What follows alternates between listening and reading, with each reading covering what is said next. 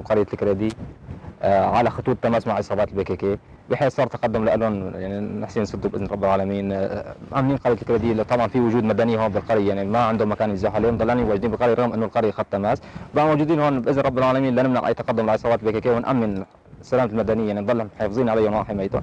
بحيث كمان لاحظنا مشاهدات بالطرف الثاني عند عصابات البي كي كي نتعامل معها نضربها، او صار وقت مناسب مشان هجوم معاكس عليهم، ورب العالمين هيك الله يقدرنا نضل ثابتين.